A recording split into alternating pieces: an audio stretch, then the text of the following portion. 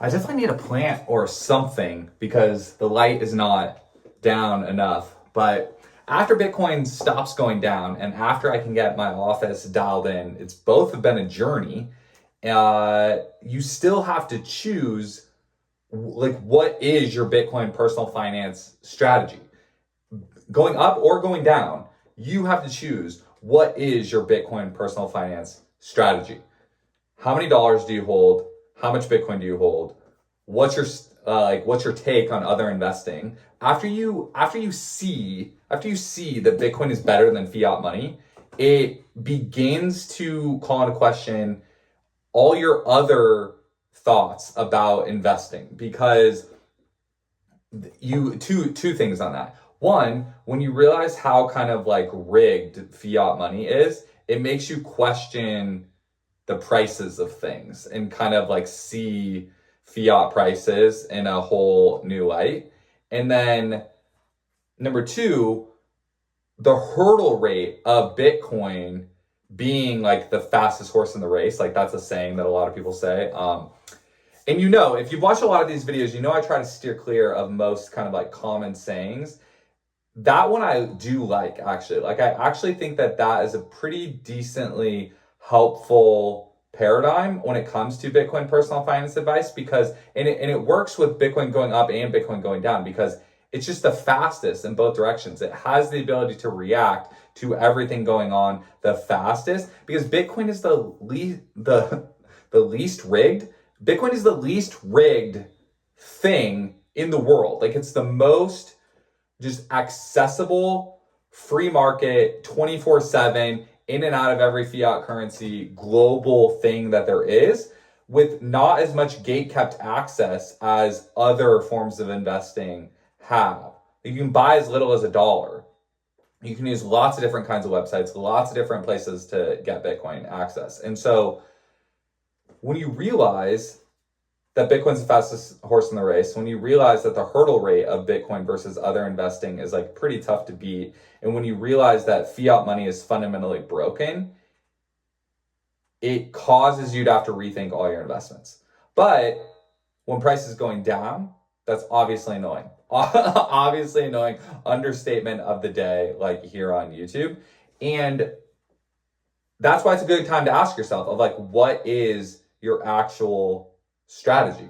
What is your actual strategy of how much Bitcoin you should have? Because for a long time, the main kind of advice out there was like, oh, you don't have enough. Like, you never have enough. You never have enough. Never sell. Like, you never have enough, right? That's just not helpful. Like, that's not a helpful answer.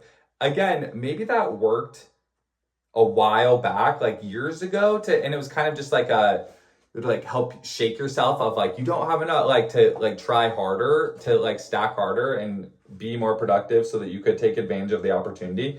Maybe it's just this saying that's trying to relay how big of an opportunity it is. And totally, okay, if the half sentence works for you to understand how big of an opportunity is, then awesome. But specifically, I think there's a ton of people out there that they already understand it's a big deal. Like, they understand that Bitcoin is a big deal. And now they have really practical, like, personal finance questions that are like, if I know it's a big deal and I know the hurdle rate is high and I know it's good right here, but then also I'm trying to accomplish XYZ of my personal finance goals, like, how do you rationalize both those things together? And I've been going through a big phase in my own life of like really trying to answer that question. And probably the main thing that's helped me on this front is having a second favorite. I know Michael Saylor likes to say there is no second best, right? That's another one of these just kind of like common sayings that I think are trying to, like, what's that sentence for? That sentence is for helping people separate Bitcoin from other cryptocurrency. And that's a helpful thing to understand. It's helpful to understand why is Bitcoin so different and so much better in a lot of cases than other cryptocurrencies. Totally, good thing to find out. Having a second best is helpful in a personal finance segment because it helps you deal with the volatility of Bitcoin. My preferred second best is real estate. Like, owning our own home and owning rental properties it helps you mentally deal with the volatility of Bitcoin. So we kind of have this like stable, kind of like old, like the previous way to become a millionaire in the United States was to own your own home. The new way to become a millionaire in the United States, because real estate is so gatekept to so many people and because saving for the down payment is so hard, perhaps there will be a new way.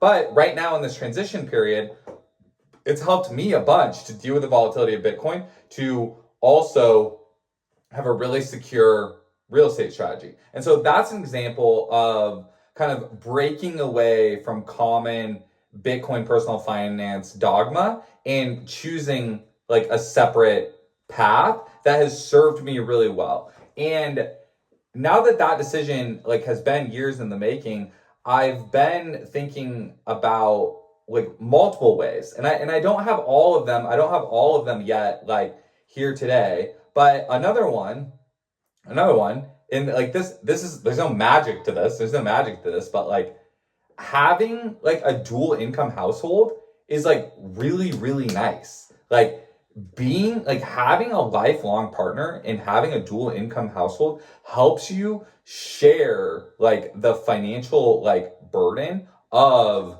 just kind of the world, and it really helps you work together. And as both of you are able to grow and choose how much of all your investments to hold together, it's honestly life-changing. Like it's honestly life-changing. And other things are just like and this kind of gets into just like classic personal finance, but like being a one-car household. Like I think being a one-car household has helped us deal with the volatility of Bitcoin, because we're choosing, because cars are volatile. Like the insurance costs on them, the like maintenance costs on them, gas costs, like there's a lot of volatility in that. And so making small tweaks to just be like, you know what, we're gonna be a one-car household, that is a way to like limit volatility in a different area of our life, because we are so exposed to the volatility of Bitcoin. And that's what I mean about having a dual income household, like multiple streams of income. Like all of this is kind of classic personal finance advice, but it hadn't ever really broken into the Twitter sphere in like a Bitcoin context. And I think what's annoying is that a lot of people that would just kind of say a lot of these common personal finance stuff on YouTube, they didn't have a great understanding of Bitcoin. And like that was frustrating. Like that made listening to them very frustrating and very annoying. And then you would like go and listen to Bitcoiners, and like they were really great at talking about Bitcoin, but then they were not always great at talking about personal finance, especially in like a later in life, midlife kind of context. And I think there was also other Bitcoiners that noticed that and called that out, is that for a lot of the influencers that talk about Bitcoin were all young, like 6, 7, 8 years ago. And now everyone is growing up and people are like having families and like buying homes. And I think that's why the environment is like really ripe for a resurgent like Bitcoin personal finance conversation in bridging classic things that are true about personal finance with the very real reality that the Bitcoin opportunity is giant and the hurdle rate is high, and meshing both of those things together.